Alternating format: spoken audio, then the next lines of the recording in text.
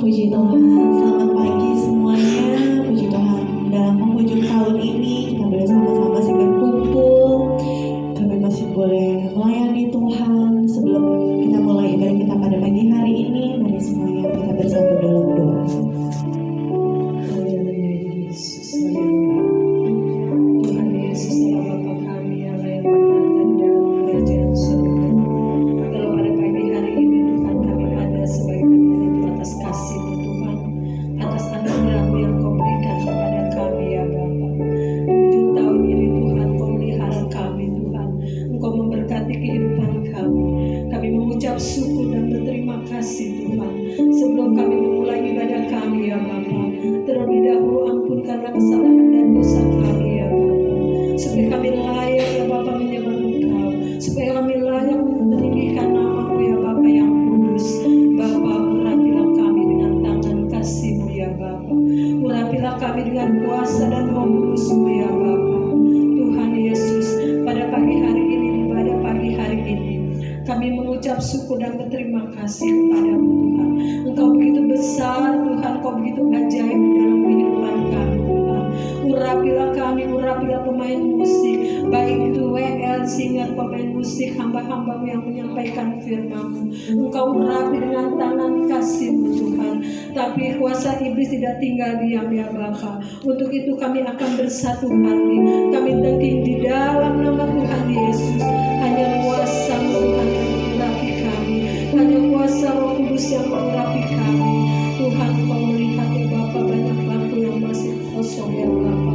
Kami percaya Tuhan, kami percaya dengan kuasa dan kemurahan-Mu Tuhan.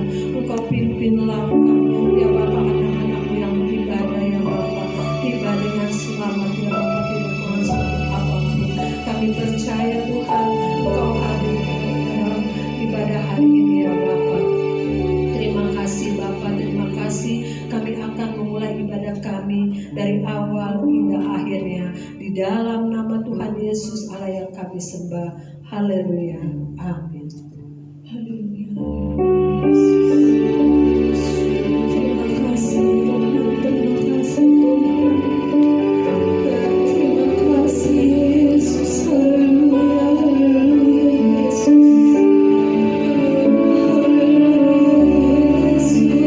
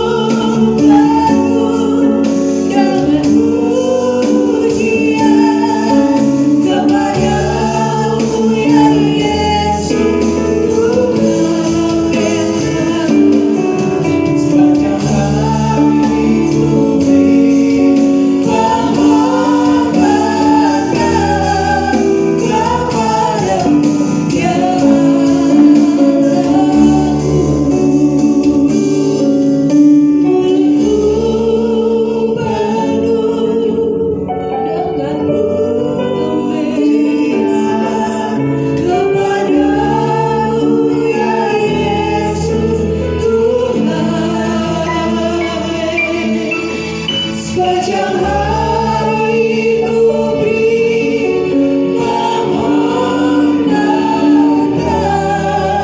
kepadamu ya Allah.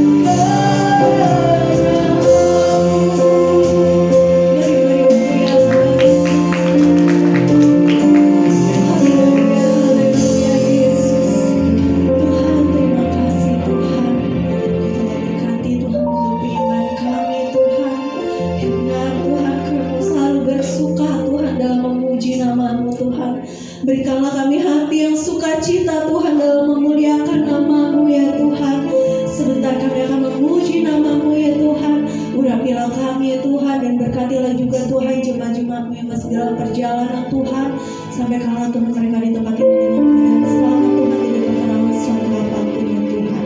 Kami alaskan Tuhan doa kami hanya dalam nama Tuhan Yesus Kristus. Haleluya.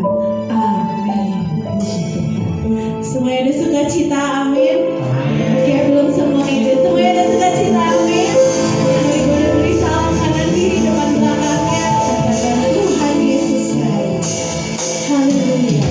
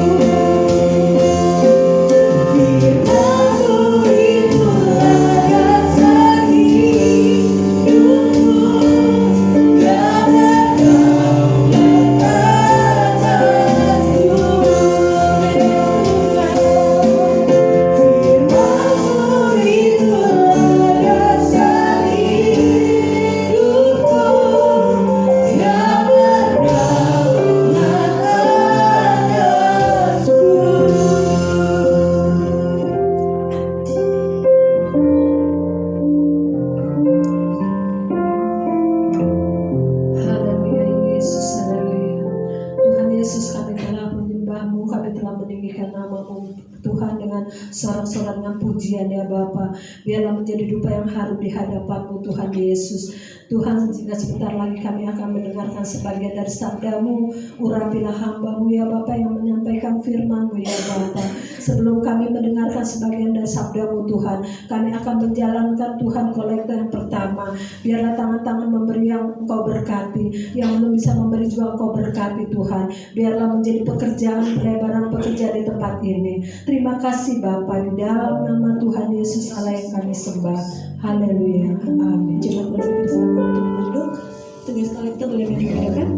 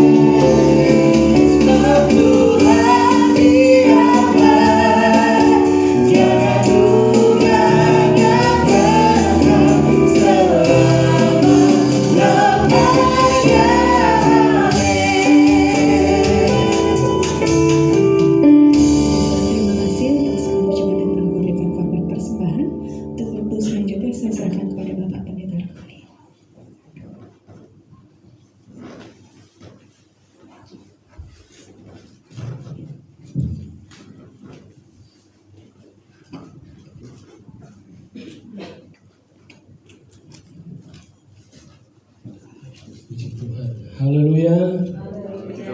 Haleluya. Puji Tuhan. Haleluya, puji Tuhan. Ya, saya percaya kita semua adalah orang-orang yang diberkati Tuhan karena kita terus ada di hadirat Tuhan. Puji Tuhan. Saya dipercayakan untuk melayani kita dengan firman Tuhan pada pagi hari ini. Terima kasih buat Bapak dan Ibu Gembala. Tuhan Yesus memberkati. Dan saya mengucapkan selamat Natal buat kita semua. Karena ini juga masih Natal kan? Masih belum tanggal 1. Ya, puji Tuhan. Karena ada yang baru ketemu hari ini, jadi masih harus mengucapkan itu. Selamat Natal. Tuhan Yesus memberkati kita semua. Puji Tuhan. Mari kita akan melihat kebenaran firman Allah pada saat ini. Kita buka Alkitab kita dalam Ayub pasalnya yang ke-14. Dalam Ayub pasalnya yang ke-14.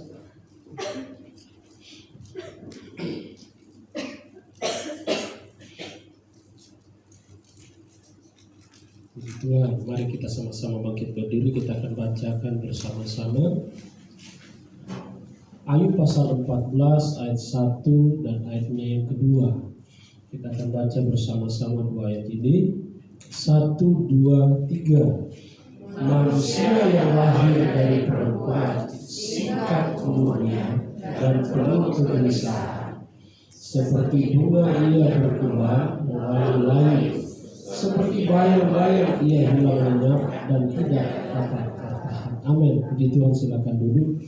Saudara dikasihi oleh Tuhan, kita melihat bagaimana satu ungkapan dari seorang yang bernama Ayub. Ya. Ini dia mengungkapkan perasaan ini ketika dia ada di dalam zona yang tidak nyaman. Ketika dia berada di dalam situasi yang sulit bagi dia, di tengah situasi yang dalam menghadapi penderitaan. Kenapa? karena dia sedang mengalami yang namanya ujian. Sehingga dalam perenungan ini yang harus kita belajar dari seorang Ayub. Ketika kita dalam keadaan situasi kondisi yang tidak baik, di sana kita boleh dan kita harus merenungkan kenapa, ada apa, kan gitu. Kenapa ini saya alami dan ada apa di depan saya belum tahu. Itu yang harus kita renungkan. Dan ini yang menjadi perenungan dari Ayub. Dia berkata bahwa manusia yang lahir dari perempuan itu singkat umurnya. Sudah singkat, dia tambah lagi di sana dan penuh kegelisahan. Artinya begini, hidup kita di dunia ini ketika kita ada, singkat umur kita. Singkatnya nggak tahu berapa tahun, berapa puluh tahun, kan gitu. Jarang sekarang kita menemukan manusia itu berumur sampai 100. Masih ada, bahkan lebih dari situ. Masih ada. Namun jarang sekali kita temukan manusia sampai umur, saya bisa katakan 1 abad itu.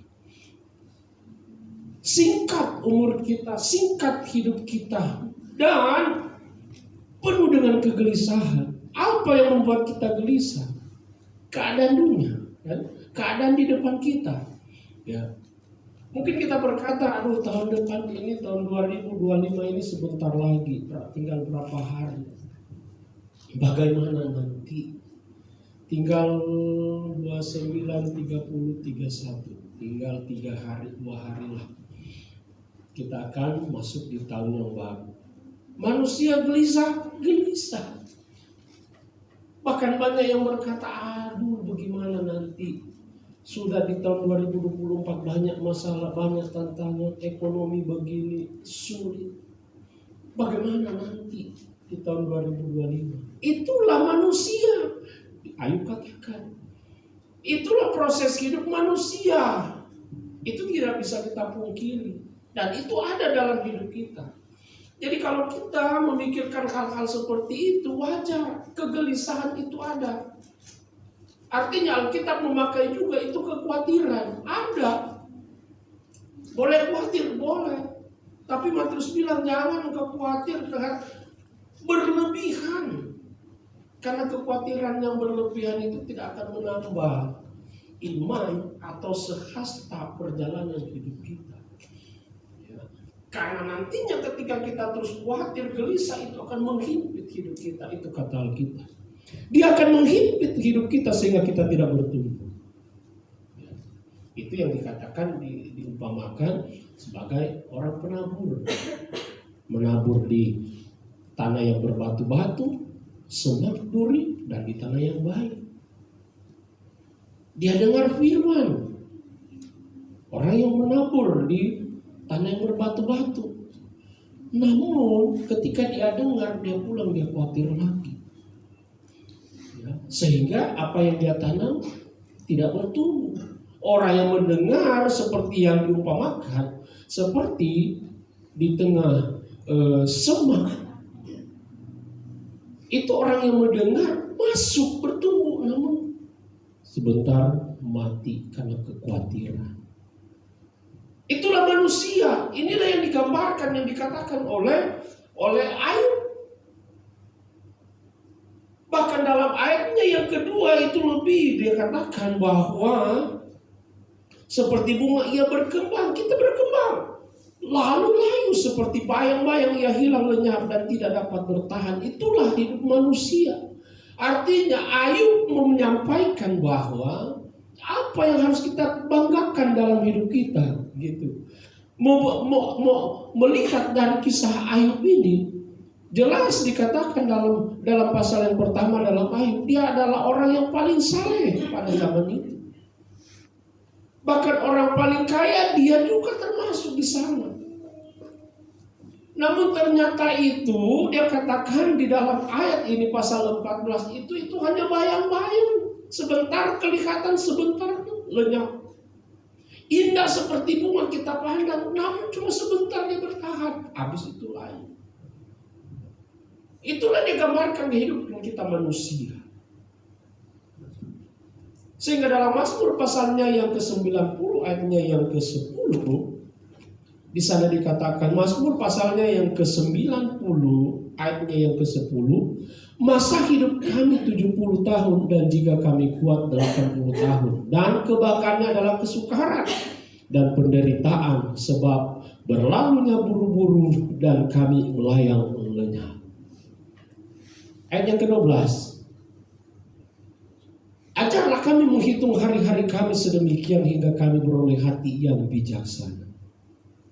Inilah dikatakan pemazmur bahwa manusia itu umurnya 70 tahun. 70 tahun. Dan jika kuat bisa sampai 80 tahun. Selebihnya adalah kesukaran dan penderitaan. Itulah hidup manusia ya. Siapa yang mau panjang umur?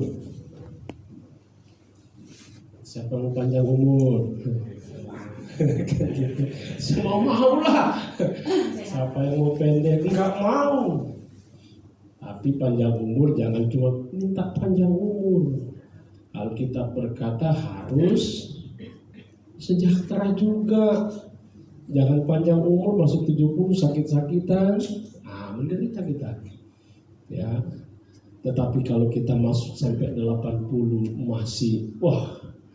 masih energik, semangat. Nah, itu dia kebanggaan kita. Namun manusia orang berkata begini, saya sendiri mengalami begini, umur saya sampai 40 itu masih energik, olahraga, semangat, bahkan gak kenal capek. Itu jadi kebanggaan saya. Tapi orang-orang berkata, umur berapa? 40, masih begini. Ntar lagi, kenapa? Dengan sendirinya akan menurun.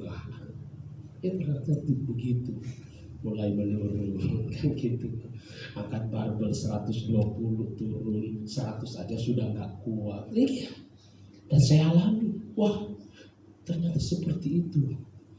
Tetapi beda dengan Musa Yosua berkata. Umurnya 40 sampai dia sudah 80, kekuatannya masih sama. Tapi kita berharap sama Tuhan bahwa hidup kita, Tuhan izinkan kita umur panjang, minta sama Tuhan hidup kita juga sejahtera. Bukan sejahtera ini bukan berbicara tentang masalah materi. Materi itu pastilah. Sejahtera kita itu tidak nyusahin orang. Maksudnya sejahtera kita itu bahwa kita masih bisa beraktivitas dengan baik.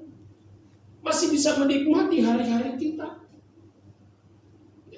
Umur kita itu singkat. Sebab itu apa yang dikatakan oleh firman dalam ayat yang ke-12. Sebab itu dengan umur yang singkat ini, ajarlah kami menghitung hari-hari kami.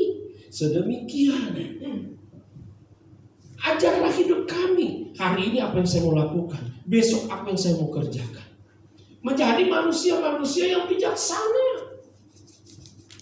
Menjadi manusia-manusia yang bisa mengatur hidup saya, kerohanian saya, iman saya kepada Tuhan. Itu yang dikatakan pemazmur. Singkat umur kita, namun dengan singkat umur hidup kita, kita bisa melakukan yang lebih untuk Tuhan. Bukan berarti kita mau melewati Tuhan, bukan. Kita bisa melakukan sesuatu yang membanggakan. Sesuatu yang membangkitkan iman rohani kita kepada Tuhan. Itu yang harus kita lakukan. Karena hidup ini adalah singkat. Nah, dalam peristiwa Natal ini, yang kita sedang rayakan, sukacita Natal ini, apa yang kita mau belajar? Apa yang kita mau ambil? Dengan umur yang singkat, dengan usia yang Tuhan berikan kepada kita, sekarang kita sudah berapa? Kita mulai menghitung. Kalau saya sudah 50 tinggal berapa tahun? Kalau saya sudah 60 tinggal berapa tahun? Kalau saya sudah 70 tinggal berapa tahun? Mulai menghitung hidup kita. Apa yang harus saya mau lakukan? Apa yang harus saya mau kerjakan untuk Tuhan? Di waktu yang singkat. Kita akan belajar yang pertama adalah, coba kita masuk dalam Lukas pasalnya yang kelima, Lukas pasal 2 ayat yang ke-15. Lukas pasal 2 ayatnya yang ke-15 berkata di sana, setelah malaikat-malaikat itu meninggalkan mereka dan kembali ke surga, gembala-gembala itu berkata seorang kepada yang lain, marilah kita pergi ke Betlehem untuk melihat apa yang terjadi di sana, seperti yang diberitahukan Tuhan kepada kita. Yang pertama kita belajar bahwa kesempatan di waktu yang singkat ini kita adalah untuk menyambut lawatan Tuhan. Kita menyambut lawatan Tuhan tentunya kita sudah lewati 2000 tahun yang lalu kelahiran Yesus. Namun apakah sudah betul-betul kita menyambut kedatangan Tuhan? Apakah kita hanya mengingat setiap tahun saja? Setelah lewat itu kembali lagi hidup kita tidak mengatur hidup kita. Kembali lagi hidup kita seperti hidup biasa-biasa saja di dalam Tuhan. Lawatan Tuhan itu dalam hidup kita yang kita harus sambut itu setiap saat di dalam hidup kita. Ini peristiwa ketika Yesus lahir. Bagaimana? Ketika Yesus lahir, gembala-gembala itu datang. Kenapa? Ketika mereka mendengar apa yang disampaikan oleh malaikat-malaikat. Kita pelajari dari gembala-gembala ini, mereka tidak menyia-nyiakan kesempatan yang ada. Mereka mungkin lagi mengembalakan ternak mereka, lembu sapi mereka, kambing domba mereka. Tetapi ketika mereka dengar bahwa ada juru selamat, ada yang lahir yang akan menjadi juru selamat, menebus setiap dosa kita, mereka tidak sia-siakan. Sehingga ketika sekembalinya malaikat itu meninggalkan mereka, mereka berkata kepada seorang yang lain, gembala-gembala itu berkata seorang kepada yang lain, marilah kita pergi ke Betlehem. Untuk apa? Untuk melihat apa yang terjadi di sana seperti yang diberitahukan Tuhan kepada kita. Mereka tidak menyia-nyiakan apa yang mereka dengar, apa yang disampaikan oleh malaikat Tuhan. Sehingga mereka berkata, ayo kita pergi. Artinya kesempatan mereka menyambut juru selamat, kesempatan mereka menyambut lawatan Tuhan dalam hidup mereka. Ya. Mereka tidak menyia-nyiakan. Sebab itu jangan pernah sia-siakan. Karena lawatan Tuhan itu bukan terjadi hanya 2000 tahun yang lalu. Tetapi setiap saat kita rindu, kita dilawat terus oleh Tuhan. Amin. Bahaya kalau kita sudah tidak merasakan lawatan Tuhan dalam hidup kita. Kenapa? Karena kita sendiri yang tidak mau. Tetapi belajar dari gembala-gembala ini, mereka tidak menyia-nyiakan.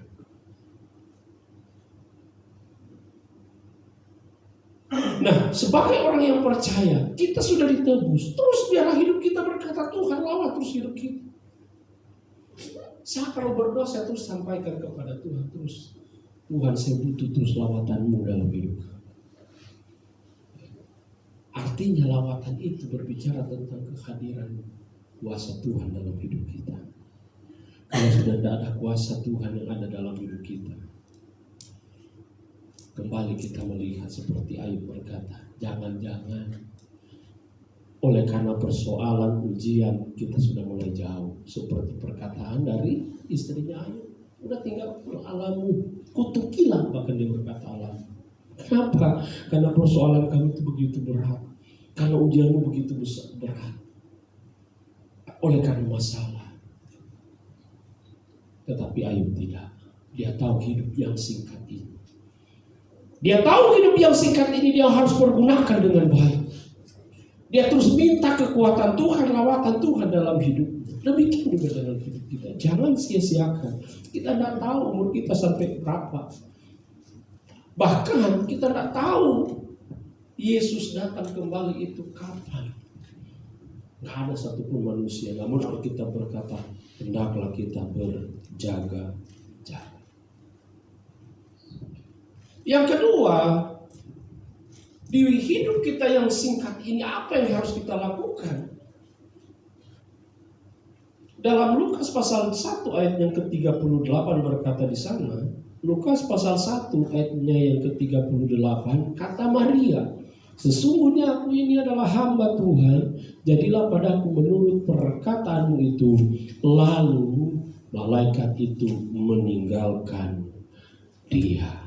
Yang kedua, kesempatan kita untuk mempergunakan hidup kita yang singkat ini adalah untuk melakukan kehendak Allah.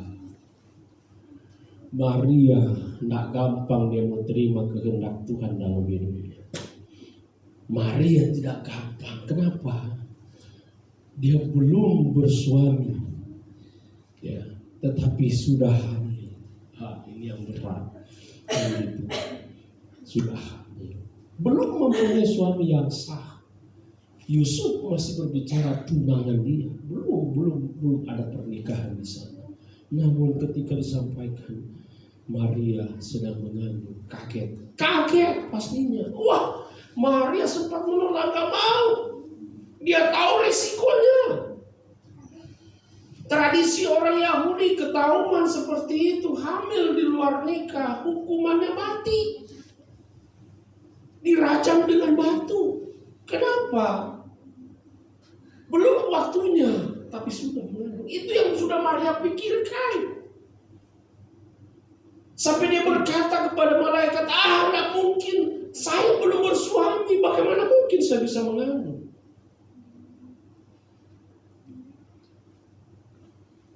Dia sempat menolak, dia sempat nggak mau. Wajar manusia seperti itu. Karena dia tahu resikonya. Dia tahu resikonya. Namun ketika disampaikan oleh malaikat, oleh firman kepada dia, bahwa bayi yang ada dalam kandunganmu itu dari Roh Kudus, hilang ketakutannya, hilang kekhawatirannya. Seperti yang dikatakan oleh Ayub, hilang kegelisahannya. Kenapa? Dia dikuatkan oleh Tuhan. Sehingga dia berkata, sesungguhnya aku ini adalah hamba Tuhan. Jadilah padaku menurut perkataan. Harusnya kita seperti itu. Ketika kita menghadapi persoalan, Ayub juga berkata, kita jangan hanya menerima yang baik, buruk pun kita harus terima. Artinya dia menyerah kepada kehendak Tuhan. Maria dia menyerah kepada kehendak Tuhan. Dia berkata, sesungguhnya aku ini adalah hamba Tuhan. Maka jadilah padaku menurut perkataanmu itu. Dia terima. Dia sudah tidak mikir resiko yang akan terjadi dalam dirinya. Tetapi karena dia tahu itu adalah yang dikatakan oleh malaikat Tuhan kepada dia, ini dari Roh Kudus, ini bukan biasa. Tetapi ini luar biasa, bisa terjadi. Artinya Tuhan bisa pakai perempuan-perempuan yang lain. Tetapi Maria justru menjadi pilihan Allah untuk kelahiran dari juru selamat. Jadilah padaku menurut perkataanmu. Inilah yang harus kita pelajari. Di akhir hidup kita berkata, Tuhan, apapun yang terjadi itu adalah rancangan Tuhan buat saya. Jadilah menurut perkataan. Yesus sendiri, dia sebagai Yesus, dia berkata ketika dia berdoa di Taman Getsemani, waktu ketika sebelum dia ditangkap, dia tahu penderitaannya itu berat. Dia tahu yang dia akan hadapi itu sangat berat. Sehingga ketika dia berdoa, firman Allah berkata, sampai keringat berubah menjadi darah. Kenapa? Karena begitu berat yang dia akan hadapi. Dia sempat berkata kepada Tuhan, kepada Bapa, "Bapa, kalau boleh jauhkan cawan ini daripadaku. Jauhkan penderitaan ini daripadaku." Dia tahu begitu berat yang dia akan hadapi. Kenapa? Karena dia manusia. Begitu. Bukan kealahannya yang dia pakai yang dia ada di dunia. Bukan. Kalau kealahannya sudah dia tidak akan mengalami yang namanya kesakitan, penderitaan itu. Tetapi ketika dia ada di dunia ini adalah sebagai manusia, sehingga dia tahu bagaimana sakitnya, dia tahu bagaimana siksanya penderitaan itu. Sehingga dia berkata, "Bapak, kalau boleh tidak usah maksa. Kalau boleh jauhkan penderitaan ini daripada aku. Jauhkan cawan ini daripada aku." Cawan berbicara penderitaan. Tetapi dia berkata, "Bukan kehendakku yang jadi, melainkan kehendakmu yang jadi." Apakah Bapak yang di surga Bapaknya Allah? Oke lah, udah balik lagi, rumahmu memang di sini, nggak usah kamu, biarin aja itu manusia masuk binasa mereka semua. Enggak. Ya, itu Injil Yohanes 3 ayat 16 bilang, karena begitu besar kasih Allah, sehingga itu terus dikerjakan melalui siapa? Anaknya, yaitu Yesus. Yesus tetap menghadapi penderitaan itu. Bukan kehendakmu yang jadi. Dia bisa berkata, "Aku ini anakmu. Aku harus ada di surga. Ngapain aku ada di sini? Hanya untuk menderita, untuk menebus mereka." Oh, tidak. Tetapi dia terus tetap jalani penderitaan itu. Adalah untuk penebusan. Bukan kehendakku yang jadi, melainkan kehendak Tuhan yang jadi dalam hidup kita. Artinya kita belajar begini. Ketika kita sedang menghadapi proses, masalah, ujian iman, kita tetap berpikir positif bahwa itulah ujian iman dalam hidup kita. Itu memang kita akan lalui. Karena Tuhan berjanji, Dia tidak pernah berjanji bahwa kita tidak akan mengalami yang namanya ujian, mengalami yang namanya penderitaan. Tetapi apa janji Tuhan buat kita? Ketika kita ada di dalam persoalan itu, ketika kita ada dalam pergumulan itu, janjinya Dia memberi kekuatan bagi kita. Itu janji Tuhan. Artinya Dia tidak pernah meninggalkan hidup kita. Dia terus memantau hidup kita. 1 Korintus 10 ayat 13. Karena pencobaan yang kita alami tidak melebihi kekuatan kita.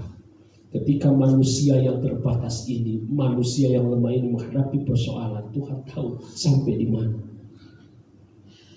kekuatan kita untuk menghadapi persoalan itu. Nggak ada manusia yang mati oleh karena masalah bergumul, nggak ada. Hanya orang-orang yang bodoh yang akhirnya mengakhiri hidupnya hanya karena persoalan. Kan? Hanya karena orang-orang yang bodoh. Baru-baru terjadi di Citra Indah. Bodoh namanya. Itu teman kita dulu pengurusan di satu ormas Sulut. Saya sekretaris di bendahara. Dapat kabar, oh ada perampokan, ternyata bukan. Bunuh diri. Sebenarnya ini orang padahal eksis pelayanan. Itu pelayanan, bukan kamu melayani, pelayanan. Bahkan di satu percaya bagi dia GPI. Ya, dia ada pelayanan, ada tugas tanggung jawab dia di sana. Namun oleh karena begitu banyak tekanan mungkin dia hadapi, oleh karena masalah yang dia hadapi, di akhir hidupnya dengan pisau. Nah, saya bilang ini bodoh orang ini. Melayani itu bukankah bisa seperti itu? Itu sebabnya kita terus berkata dialah kehendak Tuhan yang jadi dalam hidup kita. Nah kalau kita memaksakan kehendak kita, akhir hidup kita tidak mampu, percaya. Kalau kita memaksakan kehendak kita yang jadi, percaya kita tidak akan mampu. Akhirnya kita cari jalan pintas sendiri. Banyak seperti itu. Kita cari jalan pintas sendiri. Itu sebabnya terus di waktu-waktu yang singkat ini, apa yang kita mau pergunakan? Apa Apa yang mau kita isi dalam hidup kita? Melakukan kehendak Tuhan. Terus lakukan kehendak Tuhan dalam hidup kita. Maka apa yang kita akan lihat? Pertolongan Tuhan itu akan terus kita alami. Yang ketiga, untuk kita melakukan kesempatan yang ada. Dalam Matius 1 ayat 19 berkata di sana, dalam Matius pasal 1 ayat 19 dikatakan oleh firman Allah, karena Yusuf suaminya seorang yang tulus hati dan tidak mau mencemarkan nama istrinya di muka umum, ia bermaksud menceraikannya dengan diam-diam. Ini satu hal yang tidak baik, tentunya tidak baik. Tetapi di kesempatan di sisa hidup kita yang singkat ini, kita melakukan apa? Kesempatan kita melakukan hal yang baik. Yusuf punya rencana yang tidak baik. Yusuf punya rencana bahwa dia akan tinggalkan Maria. Kenapa? Seperti saya katakan tadi, Maria kenapa dia sempat menolak? Dia takut dengan tradisi orang Yahudi. Bahaya. Yusuf itu sudah memikirkan hal itu. Sehingga dengan diam-diam dia mau meninggalkan. Ini pakai kata menceraikan. Kalau orang Yahudi, orang yang sudah tunangan itu sudah seperti apa ya? Mau bilang sudah sah namun belum bisa untuk sebagai suami istri. Itu. Orang yang sudah tunangan itu sudah ikatannya itu sudah seperti suami istri, namun belum melakukan hubungan suami istri. Sehingga dia berkata, dia mau menceraikan Maria, namun malaikat datang kepada dia. Malaikat datang kepada dia dan berkata, jangan takut, ambil itu Maria sebagai istrimu. Sebab bayi yang ada dalam kandungannya itu dari Roh Kudus. Apa yang Yusuf lakukan? Dia berdiri dari tempat tidurnya. Dia pergi mengambil Maria, membawa Maria. Pergi, karena sudah dikatakan oleh Roh Kudus kalian harus pergi ke Mesir. Artinya di balik setiap masalah hidup kita ada jalan keluar. Amin. Maria dan Yusuf sudah berpikir, aduh ini sudah habislah kita, tamatlah kita. Tetapi ketika kita melakukan kehendak Tuhan, melakukan sesuatu yang baik, berkenan kepada Tuhan, apa yang dikatakan oleh firman Allah, ada jalan keluar. Ketika Yusuf bangun dari tempat tidurnya, dia ambil Maria pergi, dan dikatakan oleh firman Allah, yang suruh mereka ke sana siapa? Ke Mesir. Malaikat Tuhan, firman Tuhan. Artinya ada jalan keluar. Jadi jangan pernah putus asa. Sudah singkat lagi hidup kita, terus kita bikin singkat sendiri. Wah, itu perkara besar. Ya kalau kita bikin singkat, kalau kita masuk ke surga, kalau enggak, lakukanlah kehendak Tuhan. Yang terakhir adalah kesempatan untuk kita melakukan di hidup kita. Dalam ayatnya yang ke-11 Matius pasal 2 ayat yang ke-11 dikatakan di sana, maka masuklah mereka ke dalam rumah itu dan melihat anak itu bersama Maria, ibunya, lalu sujud menyembah dia. Mereka pun membuka tempat harta bendanya dan mempersembahkan persembahan kepadanya, yaitu emas, kemenyan, dan mur. Ini adalah orang-orang Majus. Cerita orang-orang Majus ketika mereka melihat bintang Yesus, ada bintang yang mereka lihat dari timur, sehingga dari sanalah mereka mulai berjalan. Nah, kalau kita belajar dari orang-orang Majus ini adalah mereka itu bukan orang-orang biasa. Mereka itu adalah orang pintar, ahli bintang. Ya. Ini orang-orang Majus ini adalah orang-orang yang sangat-sangat luar biasa. Banyak keahlian dari mereka yang Tuhan kasih kepada mereka. Salah satunya ini, mereka bisa melihat bintang itu tandanya apa. Sudah mereka orang-orang pintar, orang-orang kaya. Ini orang-orang Majus ini mereka berasal dari Persia. Mereka adalah orang-orang yang tadinya mau memberontak kepada di Persia, namun tidak berhasil. Sehingga ketika mereka tidak berhasil, mereka mulai merenungkan, ini hidup kenapa? Sehingga mereka mulai belajar dengan keahlian-keahlian yang ada. Salah satunya adalah agama. Itu yang mereka ajar. Salah satunya agama. Mereka ahli dalam obat-obatan. Sehingga kalau orang-orang Majus ini banyak orang dokter-dokter yang luar biasa. Mereka belajar, bukan cuma sampai di situ, mereka belajar tentang bintang. Sehingga dengan keahlian yang ada, mereka lihat ada bintang. Dan dari sanalah mereka berkata, ada bintang di timur sana. Ya. Ada bintang di timur sana. Dari ketika mereka lihat bintang itu, mereka mulai berjalan. Mereka mulai mempersiapkan. Artinya apa yang dilakukan oleh orang-orang Majus ini adalah kesempatan untuk memberi yang terbaik buat Tuhan. Buat raja yang baru lahir itu. Seperti gembala-gembala menyambut lawatan Tuhan. Dan mereka tidak sia-siakan, ini juga para Majus ini. Sehingga dengan perjalanan mereka yang begitu panjang, memakan waktu sekitar 2 tahun mereka berjalan. Belum ada kendaraan mobil, motor, apalagi sepeda, belum ada. Itu yang mereka datang mulai berjalan. Dan mereka berjalan bukan dengan tangan yang kosong, tetapi mereka membawa harta mereka, persembahan mereka emas, bukan cuma 1 batang, enggak. Itu yang mengangkat itu emas itu butuh 2-4 orang. Belum kemenyan, belum mur. Jadi mereka memberi yang terbaik kepada raja karena mereka tahu itu juru selamat. Itu enggak main-main. Hati dulu yang mereka persembahkan. Ketika mereka berkata dalam ayat yang pertama, Matius pasal 2 ayat yang pertama, mereka berkata ketika mereka berjumpa dengan Herodes, mereka mau datang untuk melihat. Ini membutuhkan hati yang tulus untuk bertemu dengan juru selamat itu, dengan Yesus. Kenapa? Perjalanan begitu panjang, membutuhkan waktu yang begitu lama. ...2.500 mil panjangnya perjalanan. Bayangkan bisa berapa kilometer itu?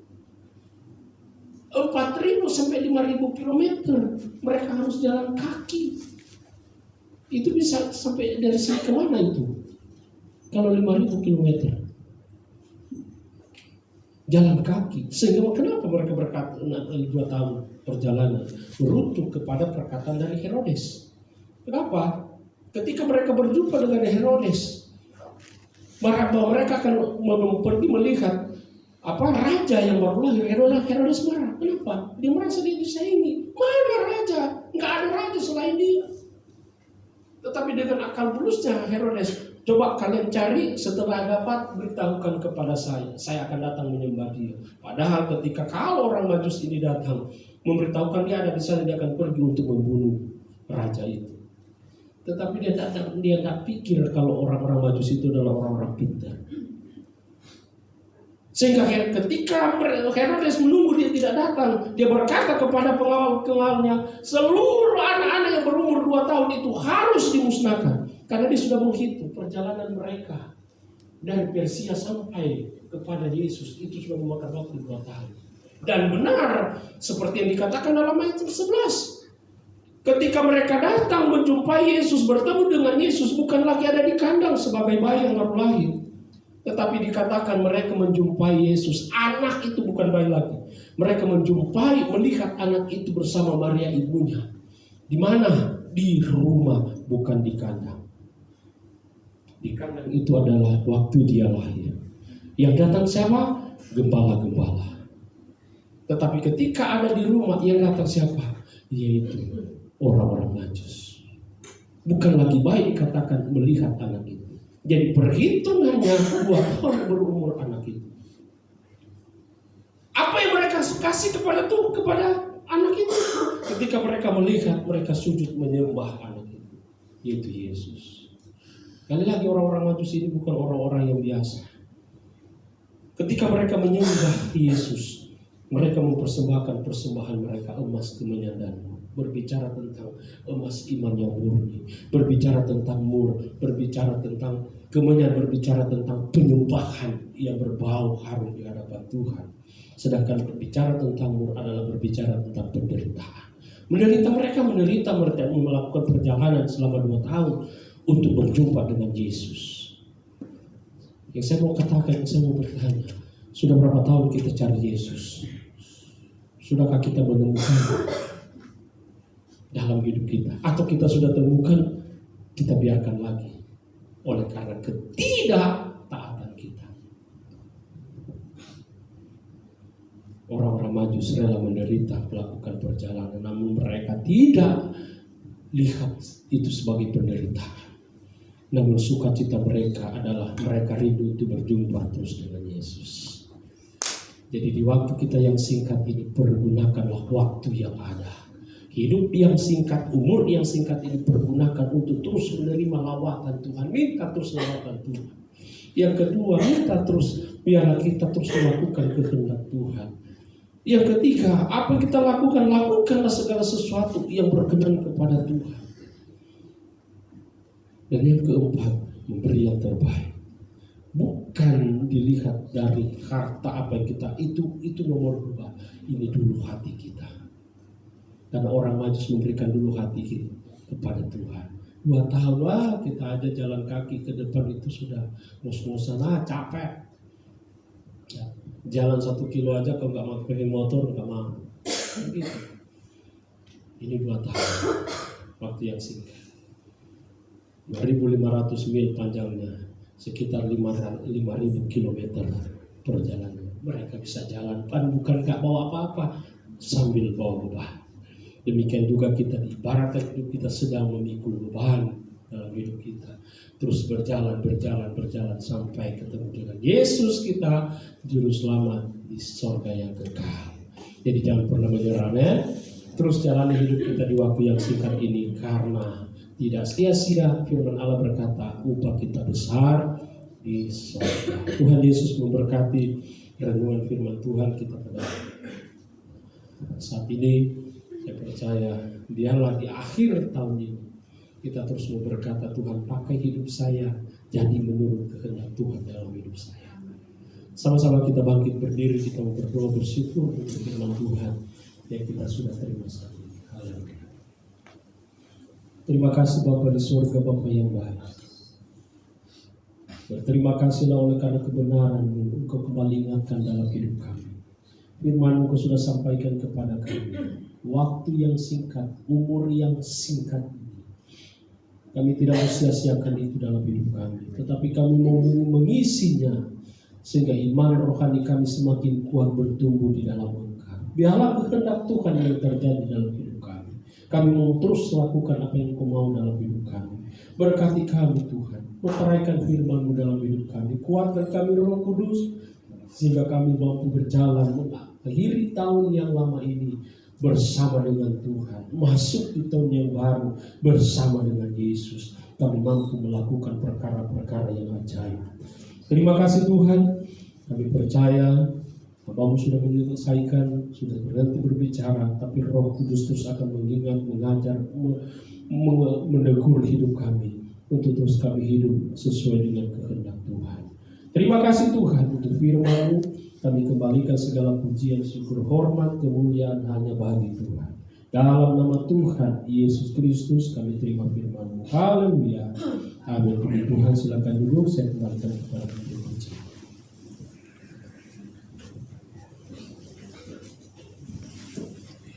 Puji Tuhan, semuanya merasa terberkati dengan firman Tuhan. Amin. Tidak saatnya kita akan membawakan korban persembahan yang kedua. Mari kita semua bersatu dalam doa. Tuhan, terima kasih Tuhan untuk firman-Mu ya Tuhan pada hari ini, dan serta kami akan membawakan korban persembahan yang kedua Tuhan. Berkati setiap tangan-tangan yang memberi Tuhan, biarlah Tuhan persembahan kami ini Tuhan dapat berkenan di hadapan-Mu ya Tuhan. Hanya dalam nama Tuhan Yesus Kristus, haleluya. Amin.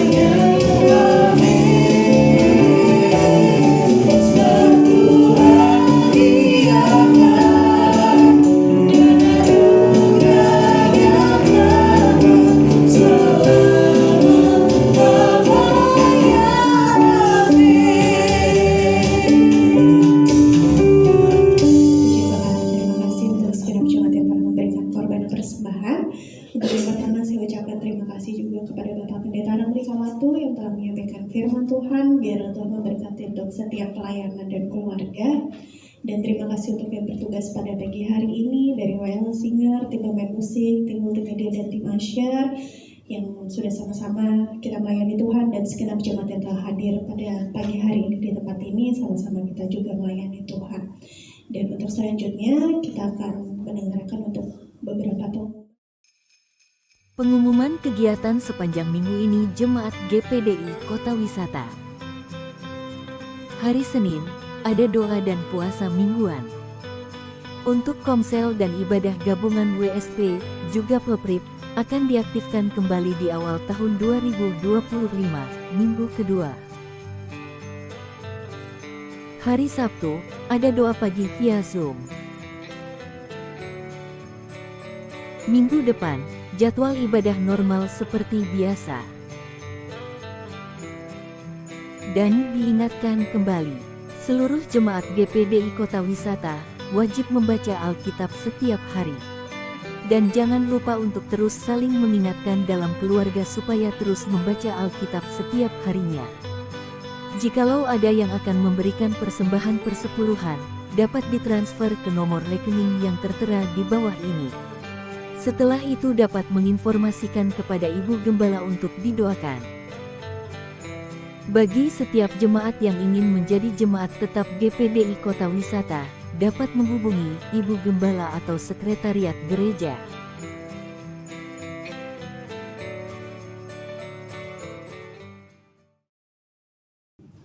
Ya, dan ada satu teman lagi di hari Rabu 1 Januari 2025 ada ibadah awal tahun 2025. Jamnya jam 9 pagi dan hanya dilakukan ibadahnya 1 kali saja. Ada tambahan dari Bapak lagi? Tidak ada. Mari sama-sama kita akhiri ibadah kita pada pagi hari ini. Mari semua untuk bangkit berdiri. Nanti dengan kasih Kristus Bapak Ram dipimpin dalam doa tutup.